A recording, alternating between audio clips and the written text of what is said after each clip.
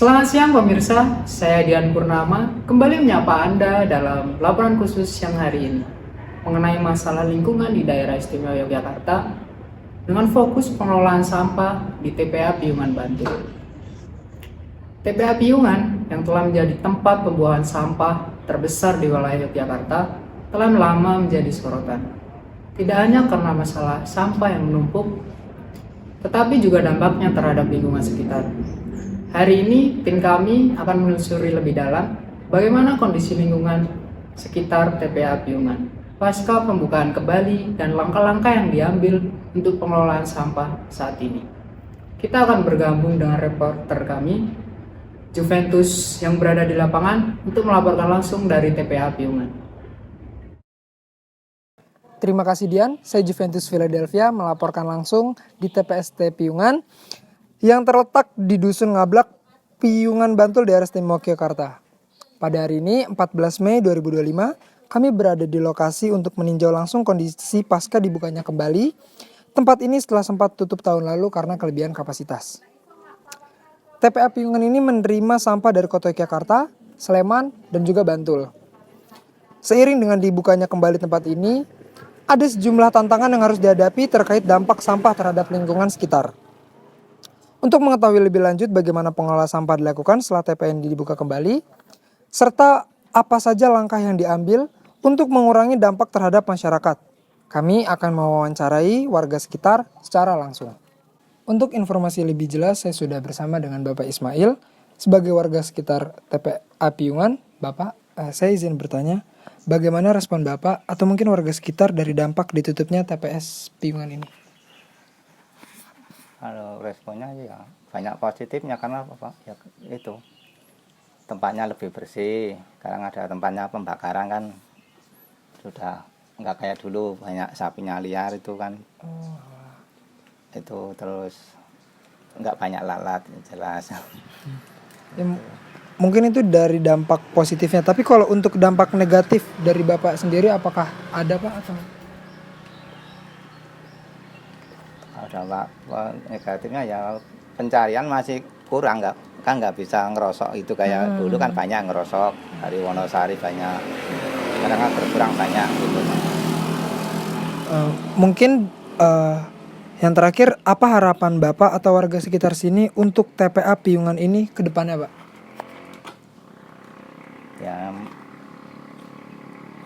lebih bagus aja karena mau dibikin tempat pariwisata kan mungkin menambah lebih baik lah penataannya, lebih baik segala macam. terus mungkin ekonominya akan terangkat dengan pariwisata itu banyak orang jualan gitu. Benar, mungkin Ya udah, terima kasih ya Bapak atas informasinya.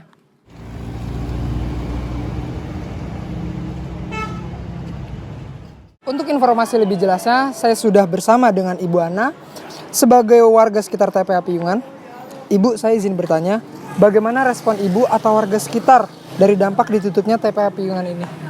Awalnya bingung ya, soalnya kan awalnya di pasar tuh ada tempat sampah, biasa diangkut sama truk yang buang ke sana. Iya. Nah terus pas TPA itu ditutup, si petugas sampahnya tuh minta naik harga. Tapi udah nego sama yang ngelola pasar ternyata nggak cocok. Jadinya di pasar ini sekarang udah nggak ada tempat sampah. Berarti sama sekali udah nggak ada tempat? Nggak ada, jadi pedagang tuh harus bawa sampah ke rumah. Baru nanti di rumah diambil sama diatur sendiri di rumah. Terus kan kalau saya kan tinggalnya di sini, jadi bingung pas pertama tuh buang sampah kemana. Dan aslinya banyak yang buang ke selokan. Nah akhirnya kan saya buang ke tempat pembuangan sampah milik perorangan yang dibakar pribadi itu loh. Kalau untuk dampak negatif atau positifnya yang Ibu rasain dari TPA Piungan ini? Kayaknya negatifnya deh banyaknya. Banyak negatifnya. Soalnya saya kan emang jauh. Kalau dulu pas masih ada tempat sampah mungkin ya negatifnya kerasanya bau. Kalau sekarang mungkin udah nggak ada bau-bau itu. Nah itu positifnya. Cuma kalau negatifnya kadang kan banyak pembuangan sampah liar itu loh Mas. Kayak keselokan. Terus ada pembuangan sampah pribadi. Mereka tuh bakar-bakar sampah sesuka hati loh. Kadang 24 jam, kadang jam 3 dini hari itu Lagi ngebakar sampah kan asapnya. harusnya kan pagi-pagi udara seger. Nah, Ini udah campur sama asap. Tapi makin kesini tuh makin banyak. Jadi yang punya lahan tuh dimanfaatkan buat mereka nampung sampah, terus dibakar sendiri itu loh mas. dibakar di tempat penampungannya itu. Mm-mm. Nah terus karena nggak semua orang Punya tempat. punya tempat pembuangan Iya. sampah dan sampah langganan mereka sekarang udah nggak beroperasi, terus mereka buang sampah ke solokan. Ya mungkin yang terakhir, apa harapan ibu atau warga sekitar kedepannya untuk TPA Piungan ini? Ya pengennya kalau misalnya TPA ini ditutup, ada pembuangan sampah yang resmi gitu loh mas, Oke. yang apa?